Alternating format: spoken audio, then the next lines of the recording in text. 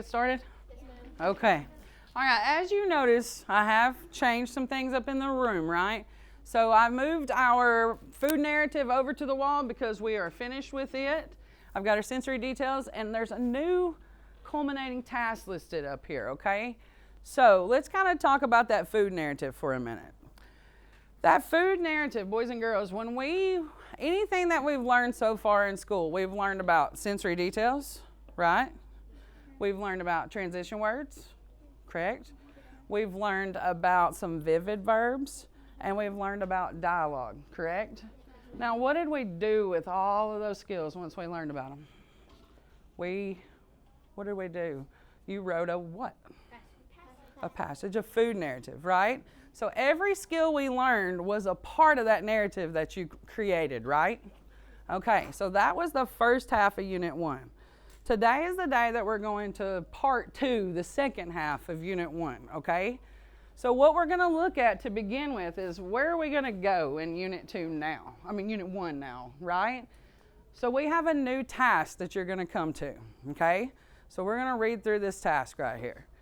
You're going to be using Small Steps, The Year I Got Polio, and that's a new book I'm about to show you all about it, okay? Students will rewrite Chapter 13, The Great Accordion Concert, from Dad's point of view, okay? So when we finish Unit 1, that's the last thing that you're going to do, okay? So I've already got right here that you're going to use first person because personal narratives, we write in first person, right? Then we're going to use sensory details. We good on sensory details. We know how to do that. So I put that over there. We're going to use vivid verbs. Remember when we had the actor at the front of the room and they were acting out that guava and picking it up at the store? Was that you, Tinley, that got to do that? I thought so. And then we have transition words and dialogue. So that we already know how to do. So we know we're going to carry that over into our culminating task of writing from a different point of view, okay? Well, this is going to be a kind of a hard task to do. Don't you agree? Because we're going to read this story called Small Steps, The Year I Got Polio, and it is written by an author named Peg, okay? And it is about her getting polio and her experience with polio. So it's going to be written from whose point of view? Whose? Peg's, right? So we're going to have to figure out what went on in the story, and then we have to also put ourselves in Dad's shoes, and we're going to write a story from his point of view, okay? But we're going to have to take some steps to get there before we're ready. Would you agree? Do you think you're ready to do that today? Yes. Well, y'all would do it and try your best, but have we learned every little process that we know how to do that confidently? McKinley says no, not yet, okay? So we're going to start with a new standard today. It's not a completely new standard, but it is a little bit, okay? Standards are the things that I have to teach you. That's my homework that I do every night, okay? I have to figure out how can I make a fourth grader understand these words on the board. Who wants to read this standard out loud to us? Tinley, go ahead. Read that to us. Details and examples in the text when explaining what the text says. Explicitly. Everybody say that. Explicitly. What did you say? Explicitly. One more time. Explicitly. There you go. Okay. Now, keep going, Tinley. There are two details and examples in the text when drawing inferences. Now, everybody say inferences. We're going to say explicitly and inferences a ton today, okay? So we're gonna be a good practice with those words today. All right, keep rolling. Okay. So that's what I'm supposed to teach you. You already know how to do that? You do for sure. Now, when you're in third grade, you would go into the text, your teacher would ask you a question, and you would go and you would look at the text and you go, right here, I found it. And it would be in the text, right? Now, how many times did you look through that text? You read the whole page. Didn't find the answer. Then you read the whole page, but you didn't find the answer. Then you read the whole page again, and you didn't find an answer, but you found one little teeny tiny clue, and you thought, well, if the text says this, then I know the answer is going to be C. Have you ever done that? Okay, so that's making an inference, and that's what's new for fourth graders, okay? It's when the text don't say word for word what the answer is. It's when you got to find little clues that tell you the answer, but the author doesn't say, right here is the answer, okay? All right, so why do y'all think I highlighted those words in that standard? What do you think, Riley? They're important, okay? So let's look at these words. These words are what's going to help us to completely understand that standard. If we know what details are, if we know what explicitly means, and if we know what inferences are, then I know you guys understand this standard, okay? Matthew, will you tell me what details are? Words, sentences, paragraphs, or sections of the text that are used to Demonstrate understanding of a text. Okay, so it's just any little bitty piece of a text, right? A sentence, a word, a phrase, a paragraph, anything that you can use to help you answer a question. What does explicitly mean, Raina? Clear and directly in the text. Clear and directly in the text. Explicitly is exactly in the text. What do they both start with? E. Explicitly is exactly in the text. You can take your finger and you can touch it, okay? You can take a highlighter and you can highlight the exact words that answer a question, okay? Make sense so far? All right, now an inference. Axel, read that. Conclusions. Conclusions reached based on the evidence that Textual details. and Reasoning, okay? So that's when you find that little bitty piece of information in a text that gives you a clue. You take that clue and you put it with what you know in your brain, and you can come up with an answer. So it's not word for word in the text, but there is a tiny little clue, okay? So that one is a little bit harder when you work on it because we can't just see it directly stated in the text, okay? Everybody with me? All right. So let's look at this slide.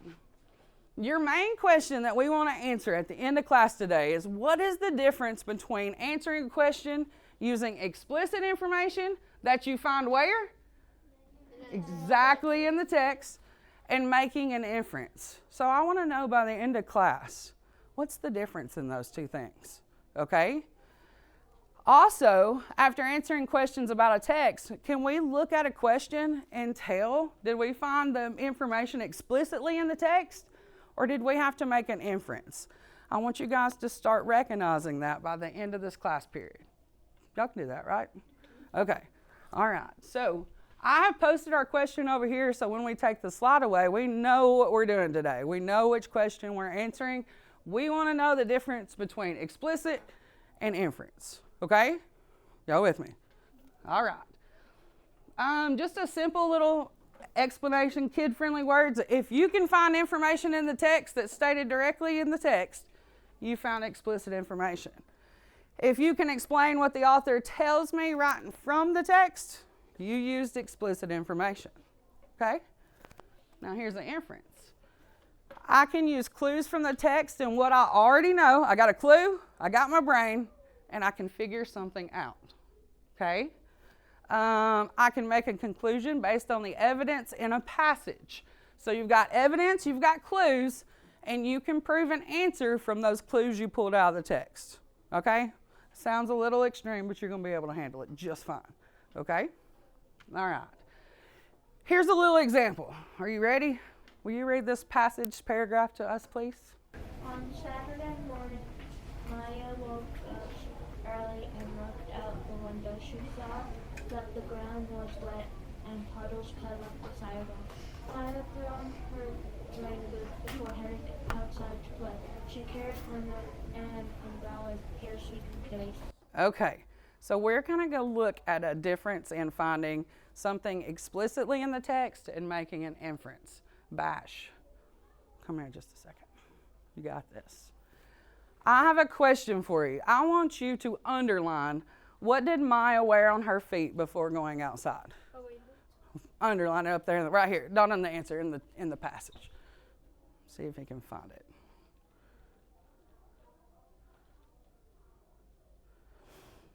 Good. Okay. Could he touch the answer? Was the answer right there for you to underline? Good job. So that is, he found explicit information. McKinley, come up here.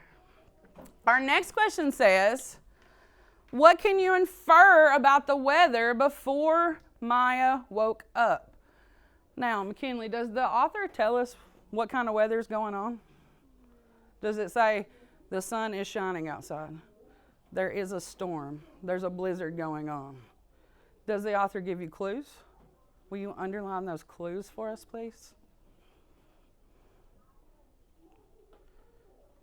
Okay. So she has found clues. Very good job. So when you read those clues, the ground was wet, puddles covered the sidewalk. What kind of weather was going on before she woke up? It was raining, okay? So did the author tell us 100% that it was raining outside? Where does he say that, Xander? She said the ground was wet, right? But did she say it was raining outside? But did the author give us a clue? A little bitty piece that you connected in your brain to know that, oh, if the ground's wet and there's puddles, then it must have been doing what? Raining outside. So that is making an inference. Okay? Does that make sense? Kind of make it a little clearer what we're doing. We found an exact answer. That's explicit information. We use clues to come up with an answer in our head. That is a inference. Okay? You ready to get harder? Are you sure? You ready to get real hard? Okay. This is what we're going to do. I'm going to ask you a question first, because if you already know the answer to this, we probably need to skip this article. I need somebody to raise your hand and tell me what polio is. What's polio, Tammy? It's just when your legs don't. When your legs don't work. Okay. Anybody got some more on polio? It is a very bad sickness. A very bad sickness. Your legs don't work. A disability. A disability. Okay. So we vaguely may have heard about it before, but I don't think we're pros about polio yet, right? But we are going to read an article today that's going to make us understand polio a lot better. Before we go to our personal narrative tomorrow, before we find out how polio affected Peg and how it affected her life, okay? So we're going to hold that personal narrative for tomorrow, but I need everybody to get out their workbook for me. We are going to do some digging and find out about polio. You're turning to page 63 and tearing it out, and 65 and tearing it out. Then I want you to put your workbook right back in your desk. If you have troubles tearing it out, you know what to do. Just raise your hand and I'll swing by. 63 and 65.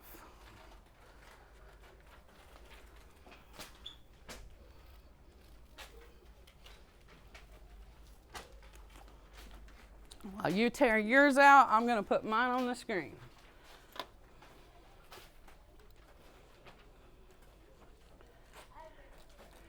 You ripped it. It'll still be all right. You've still got lots to work with here.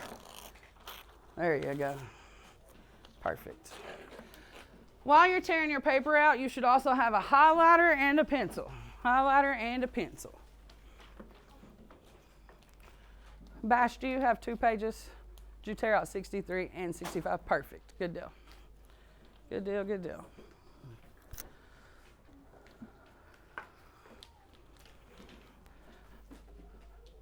All right, so we kind of have 2 purposes while we go through this text. One, we're learning all about polio, okay?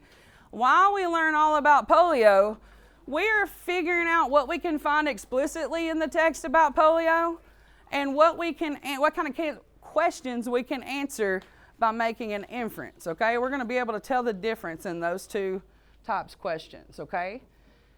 All right, I think almost everybody's there. I would like for us to have our passage on one side and our questions kind of on the other. I'd put my questions on the side of your hand that you write with. That'll make it a little easier.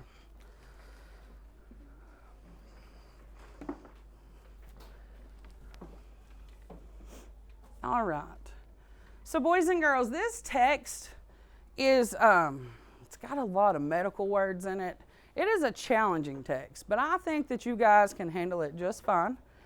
I'm going to read some of these paragraphs and you guys are going to read some of these paragraphs, but we're going to read the information together. Then we're going to analyze these questions, kind of figure out what kind of questions they are as we find the answer to the questions. Sound good? All right. I do want you following along with me in the paragraphs because you are going to have to read this on your own when you start looking for the answers. So if you hear me say the words, it's going to make some of these words that are long and kind of hard to understand, they're going to make them a little easier to understand if you follow along and look at them as we go. Everybody ready? All right. Introduction to polio. Polio is a serious and contagious illness caused by a virus. The polio virus spreads through contact with feces or less commonly by being coughed or sneezed on. Most people infected with the virus have no symptoms. For others, it results in flu-like symptoms such as fever, sore throat, nausea, headache, and tiredness. But when the polio virus affects the brain and spinal cord, it is very serious and can cause severe symptoms, including muscle weakness and paralysis, which may be temporary or permanent. While polio can affect anyone, it mostly affects children. Okay, really quickly, guys.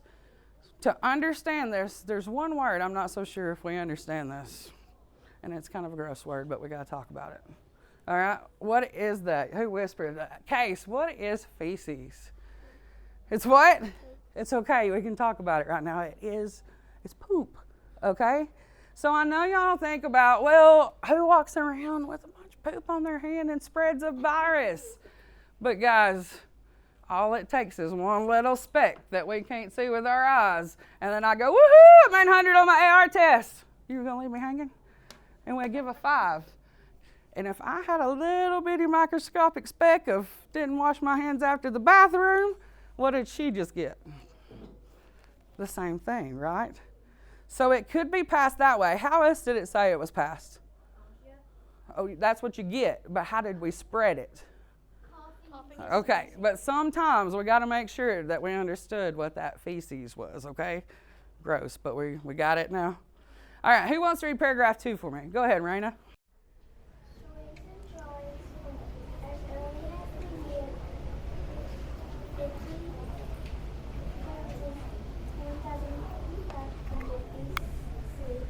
Suggested that people had gotten sick with polio for a long time in 1789. British physicians Michael Underwood published the first description of polio in medical literature in 1840. A German doctor named it infantile paralysis. All right, what does that mean? Infantile paralysis. Who did it say in the first paragraph that it affected most of the time? Children. Well, what word do you see inside this word infantile that makes you think of a child? An infant. So who was at the most risk when they caught this horrible virus? Infants, young kids, right? Okay, here we go. Next paragraph. Remember, we're just kind of reading to get these words and to understand right now. We'll really get into that standard in just a moment, okay? Polio epidemics increased in the late 1800s, and polio epidemics occurred regularly in the United States throughout the first half of the 20th century. Because polio is so contagious, these epidemics were very frightening, and communities treated the threat very seriously. Swimming pools closed, and children were not allowed in other public gathering places, such as movie theaters. In the summer, when polio epidemics were most likely to occur, some parents kept their children indoors or made them wear gloves. What does that kind of make you guys think of in our lifetime? COVID. We kind of relate to that a little bit. We kind of know what that feels like when there's this disease going on that's affecting people and nobody really knows what to do, right? All right, let's keep rolling right here. One of the most famous polio patients was Franklin Delano Roosevelt. In 1921, when he was 39 years old and already an important politician, he developed polio. Although he recovered and worked hard on rehabilitation, his legs were permanently paralyzed. Even so, he was elected president in 1932 and led the United States through the Great Depression and much of World War II. During his presidency, he created the National Foundation for Infantile Paralysis, later called the March of Dimes, which raised money to help polio patients and to research a vaccine for a cure for polio. So it's a disease that affects anyone. It shows you that because it even affected who? One of our what in the past? A president from the past. That's pretty intense, huh? All right. We got just a few more paragraphs. Who wants to do this one at the top? Go ahead, Gracie. March of Dimes primary research. Miss Dr. Jonas Salk. And Dr. Albert Sabins. For both portions on inverting vaccines, but using different approaches. Testing it on himself. Right there, you skipped you one line right there. Go back up to Dr. Salk. Dr. Salk vaccine was ready first in 1953. He was so sure of his vaccine that he started by testing it on himself and his family. Some of his lab workers also chose to have it tested on themselves. The results were promising. No one got sick and everyone developed polio antibody. Okay, so a vaccine helps you from getting sick, okay? It keeps you from getting a disease. He created one in the first, what year was it? 1953, and he was so sure of it that he tested it on who? Himself and his? If you're a doctor, are you just going to give yourself a medicine you created if you're not so sure what it's going to do? I would have to be like so sure that medicine's going to be okay before I gave it to myself or my family. So was he pretty confident in what he had created? Absolutely. In 1954, Dr. Salk and his researchers vaccinated almost 2 million healthy school children. A year later, the results were in. The vaccine worked. Over the next 2 years, polio rates in the United States fell over 80%. Soon after, in 1959, Dr. Albert Sabin's version of the vaccine was also proven safe and effective. Guys, when I saw that date, I actually talked to my mom about this. She was in school about 1959, and she said that she remembers when they did come to school with the vaccine and they all had to go out in the hall and get their shot. So that is true, and I thought that was pretty cool that my mom experienced that. So she could have gotten polio as a young kid until they came to school and gave her and her classmates a shot to make sure they didn't get it anymore. It's pretty neat, I thought. All right, ready? Both Dr. Salk and Dr. Sabin chose to make the details of their research and how to manufacture their vaccines public. If they had chosen to keep it secret, they might have made a lot of money selling their vaccines. But they decided it was important to share so that the vaccines could be produced and distributed as quickly and as inexpensively as possible. Today, thanks to vaccination, polio has been eliminated in the Western Hemisphere, which includes the United States, Mexico, Canada, Europe, and South and Central America. What's eliminated mean?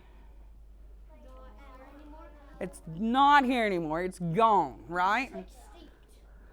Extinct. Is that what you said? Okay. While polio is still present in a few countries, including Pakistan, Afghanistan, and Nigeria, programs dedicated to vaccination are working hard to wipe out polio worldwide. Okay. So just from our quick read right there, do we understand what polio is now a little better? And do you understand that before Dr. Salk and Mr. Sabin made a vaccine, there was no vaccine prior to that time to keep people safe, right? And we know that because we had a president who got it as well, okay? So that's just our basic general knowledge of polio, okay? Your test on Friday is not going to be over polio. But we're about to dig into this text, okay? You have 6 questions.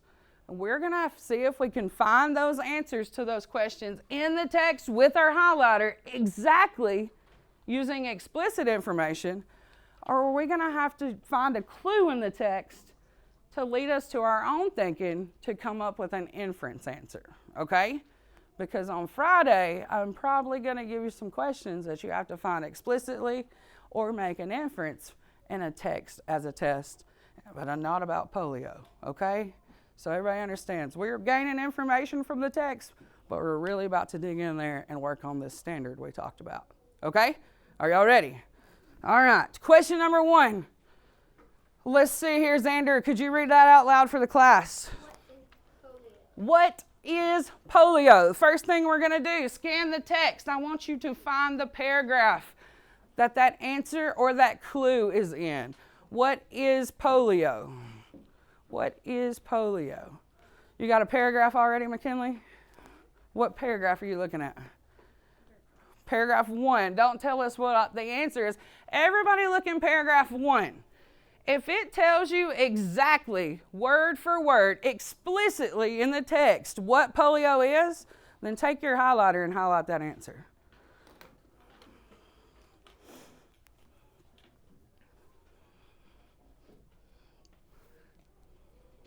I see some highlighting going on. If we can highlight it and we can touch it, then what kind of information are you looking at? Are you making an inference, or are you looking at it explicitly in the text? Don't be scared of that word. What was it again? Okay, so let's take our eyes over here. If you found it explicitly in the text, when you're about to write that answer, do you know how to make yourself sound super smart? Start your sentence with one of these examples. The text says that polio is, tell me what you found, okay? The author writes that polio is, and tell me what you found. Don't that sound so much smarter than just saying, polio is, and telling me? Tell me that the text says it. Because when you write me an answer that says the text says, and you tell me what the text says, can I mark your answer wrong? You said the text said it. You found it with your own eyes. Can you be wrong? No. All right, so let's all write that answer out explicitly now, because you found it in the text. And give me some words at the front. The text says, in the passage it said, polio is. And when you have your sentence created, I'm going to keep walking around and I'm going to have somebody share out an answer. We're going to do these first 3 together, and then I'm setting you free for the last 3.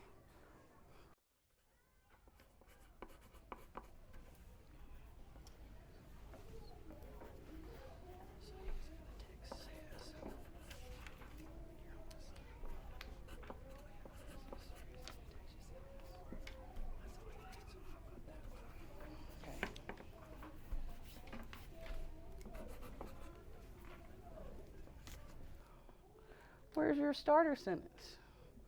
Where does it say the text says or the author says? Make it sound a little better. You've got the answer, but make it be an awesome answer. That's a good answer, but make it be awesome.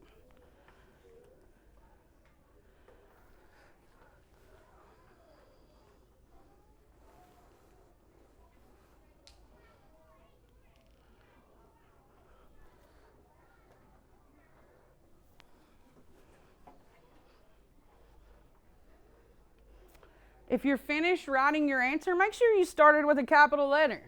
Make sure you ended with punctuation. Make sure if you wrote a I talking about you, you did not leave it little like it's not allowed in my class, please. Y'all know that's what your teacher can't handle, right?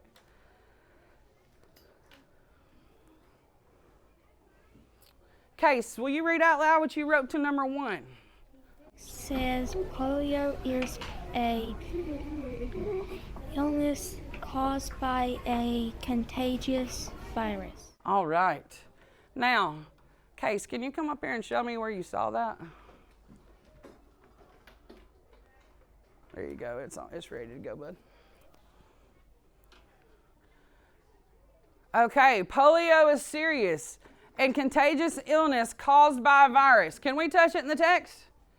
So if we go back and label this question right here, we're going to put a big E saying we found it explicitly in the text, or we're going to put an I saying we had to make an inference. We had to find a clue and attach it to our brain to answer that question. What are we going to put by number 1? E. Yes, good job. So we're going to put a big E by number 1. Because that's going to help you. Oh, that was found explicitly in the text because I could touch it, okay? Label it.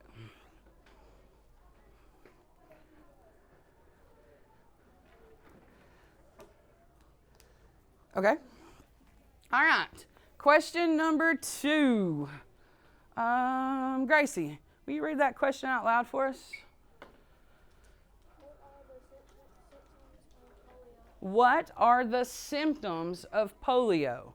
What are the symptoms for polio? What's a good word to put in your brain to start scanning the text for to find it? Symptoms. Symptoms. I want you to start scanning your text. Find where it talks about the symptoms. When you find that, raise your hand. Axel, where do you see? What paragraph does it talk about symptoms? 1, 2, 7, 10. What number paragraph? In number 1. So if you haven't seen the word symptoms yet, go look around in paragraph 1. Okay? Now, it's asking you what are the symptoms of polio. If it tells you and you can touch it, then highlight it. Highlight that answer right now if it tells you explicitly in the text what are the symptoms of polio. Does it? All right, so everybody highlight right now, what are the symptoms of polio? We can touch it. If we can touch it, does that mean it's in there explicitly, or are you having to make an inference? Good job, good job. And remember, if you can touch it and it's explicitly in the text, here's a good way to start your sentence. If you used last time the text says, pick a different one. This is good practice right now to know how are we going to start that sentence? All the different ways. So if you said the text said last time, maybe say the author states this time.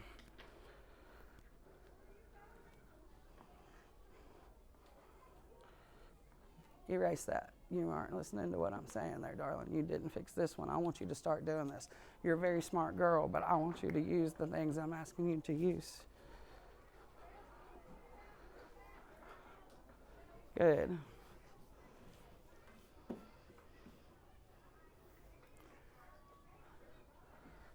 I'm looking around and seeing whose answer is going to be shared to the class. Let's see who used a different phrase at the start of this answer. Aiden, make sure you got a capital letter, sir.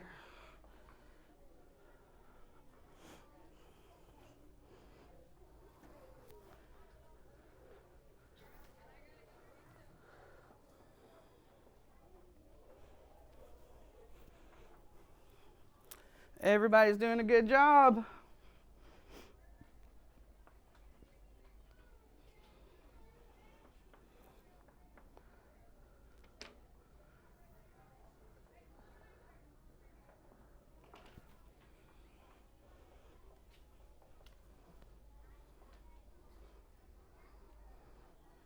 Yes, got it?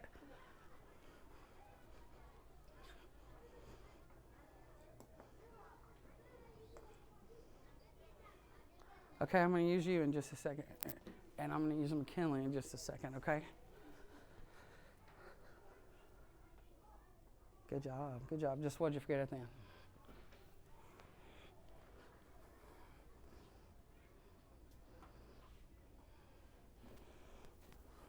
We're about to have some friends share out what they had.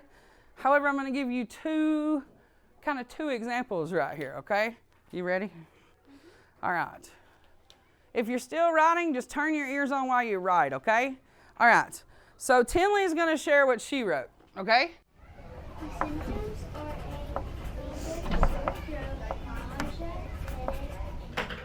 Okay. Did she tell me the symptoms? Is she right? Yes. Now you share yours. According to the author, the symptoms are fever, sore throat, nausea, headache, and tiredness. Okay, so they told me the same answer, except McKinley added what? What did she say? That was a little different than Tinley's. Yours is right, but what did she do just a little bit different? What did y'all hear? Everybody look at me for a second. I told you to keep writing, but that's a hard task to do sometimes while we write, and we got to think too. Mia, thank you. All right, let her read them again. Y'all listen. I want to hear that. I want you to notice the difference, okay? Ready? Go. The symptoms are a fever, sore throat, nausea, headache, and tiredness. Okay, now hers. According to the author, the symptoms are fever, sore throat, nausea, headache, and tiredness. Okay, so what was the difference? What did you notice, Sander? She said according to the author. She said according to the text, didn't she? They're both right, but which one's going to make me go, ooh, that was good when I read it as a teacher? McKinley. Now, am I going to be proud of Tinley? Yes. But when McKinley used that according to the text, I know 100% that she used what? What does she have to use to say according to the text? The text. Where are y'all at? She used what? The text. Oh, okay. Just making sure. Y'all can't go to sleep yet, okay? She used the text, no doubt. That's why I like to say the text states, according to the text. The author says, because that lets me know as a teacher, you didn't just pull that back from your brain. You went back to the text and found the answer. Because sometimes our brain plays a little bit of tricks on us. Would you agree? Okay, so if we found that in the text, you could touch it. Are we going to put an E for explicit in the text? Or are we going to put an I for we found a clue and attached it for our brain and made an inference? What do y'all think? Everybody tell me. I didn't even hear you. What did y'all say? E. What does E stand for? Explicit. Okay, I'm just making sure y'all aren't going to sleep. It's a rainy day out there. No napping. Okay, everybody good? All right, last one, and I'm going to set you free with your table group, okay? All right, the last one on the page. We need somebody to read this question. Go ahead, Aiden. What is the most important year in the history of polio? Why do you think it is the most important? Ooh, what do you notice about that question? You have to It's got two questions. What's the most important year and why? You can't just say 1975. You got to tell me why. Now, are there lots of dates in this? Yes. So what's the best way to tackle this question? You're going to scan and you're looking for what? Dates. You're going to read around that date and see if it is the most important date in the history of polio. And you got to feel like it's the most important part of its history. Okay? Everybody got that? When you find that date, that's the one you're going to use. What are you going to do with it? Write it down. Highlight it. Highlight it so you can get back to it in the text. Okay? Now, if you want to right now, I am going to allow you, this one's a little challenging. I'm going to allow you to table talk. You got somebody at your elbow, you got somebody at your table. All right, let's go, let's say about 3 minutes right here. See what we can come up with on which is the most important date in the history of polio. Okay? Go.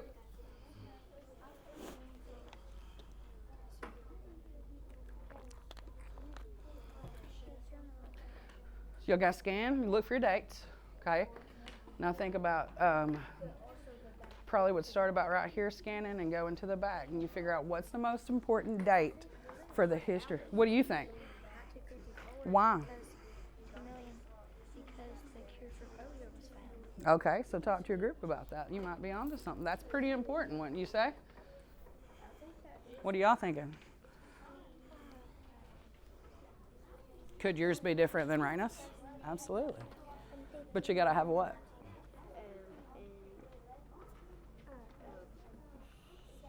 Can you just say because? You got to have a good reason, good proof, right? Yours could be different than Raina if you both have good proof proven right, right? Mm-hmm. Okay.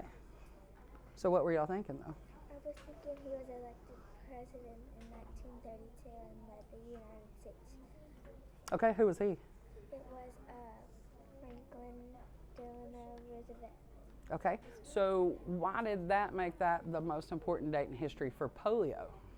Because he had it and he faced it. Okay, so that could inspire other people if they got it, that a president's making it and he's being okay. So I could see your thinking on that. Now you've got to turn that into an answer. Okay? Now, what have you noticed already about this question? Can you touch an exact answer in the text? You can? The exact answer that says this is the most important date in history of polio? No. You're having to what? Find a clue, right? So that's not explicitly, that's making a what? Forgot the word, didn't you? Look back there at that purple sign back there. Inference. That's an essential question, but an inference. Yes, ma'am. Okay? All right, guys, what y'all doing right here? Y'all are quiet. Which one are you going to use? What date? Okay, so why is that the most important date in the history of polio? Because it said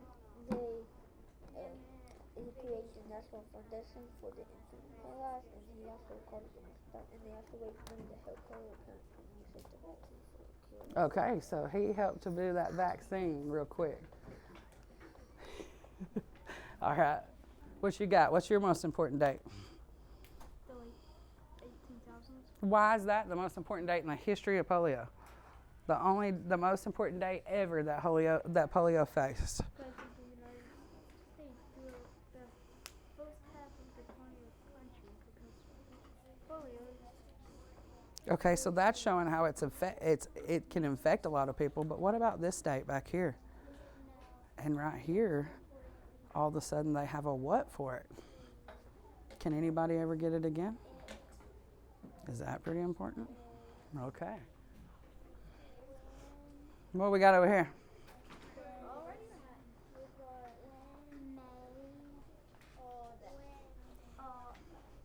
They made 1789. Okay. They made medicine.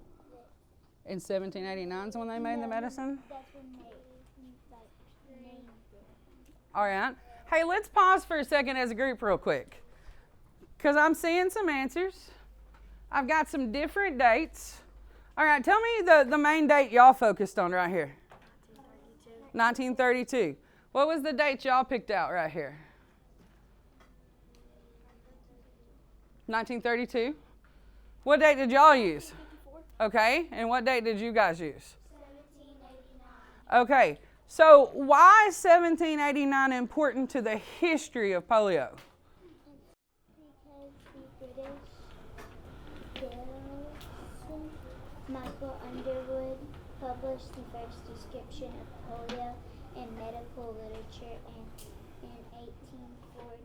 A German doctor. All right, now you tell me in Tinley's words, why is that important to the history of polio? Because it was made the medicine stuff. But that's not when they made the medicine. That's when they first recorded what that disease was. So should you were you thinking of the date for the medicine? Okay, flip to the back. That's not when the medicine was made. So flip to the back. Oh, you forgot there was a back. Okay. Case, tell me what you guys wrote right here. Everybody listen, stop, pause, look right here at Case. I think 1954 was the most famous year of polio. Keep going. The reason I think it was the most famous year of polio was because the cure for it was made. Okay. Now, I'm not saying that y'all's couldn't be a very important time in history, but do you see how a vaccine's made, which means that nobody else can what? Nobody else can get polio. Okay? Now, Raina, tell me what you said about 1932 and Franklin Delano Roosevelt getting polio, and what could that teach people, you told me? To try hard to face it. Like if you get it, she was saying that could kind of show that a president faced the disease and he still lived and he went on to become the president. So that maybe could inspire people. So that's a great answer. What Case said is a great answer. if y'all say, and that was the first time that they decided it was a disease, so we could kind of keep track of that disease. So eventually, in 1953, we can make a vaccine. That would be okay. Okay? But guys, why is this question right here more challenging than the other two?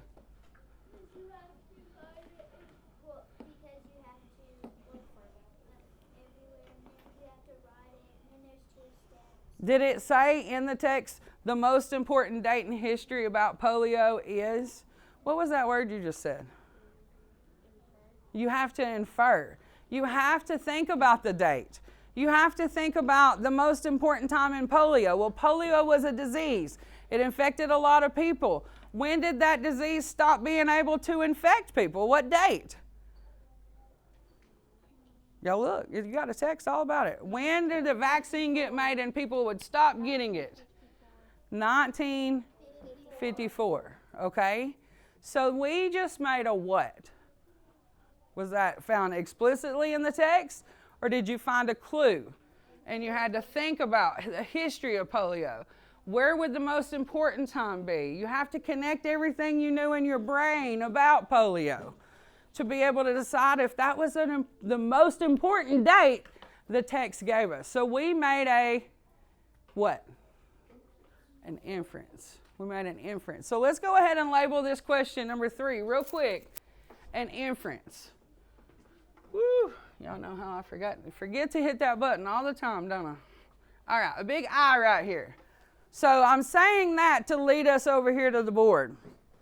Okay? We've been making our answers using this poster right here. You could say, I can infer that the most important date in the history of polio was 1954 because the text says that is when a vaccine was made. Okay? So when you're finishing your question right here, I believe that 1954 was the most important date in the history of polio because my evidence is Jonas Salk made a vaccine. Okay? So this is kind of what we're going to use to answer that number 3. Okay? So check your answer right here. Make sure everybody's good on number 3. Okay? Everybody good? Get it done, let's say in a minute. Check yours. Ooh, I do like that. Read it out loud.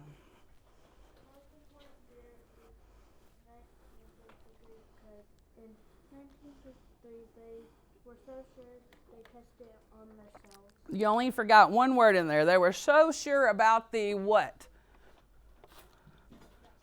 The vaccine that they tested it on themselves. Okay? All right? I'm going to give everybody about a minute more to finish up number 3. Okay? If you've got number 3 finished, you're ready to move on, give me your little thumbs up, look at me, and then then we'll know that who I'm waiting on. Got you. Got you.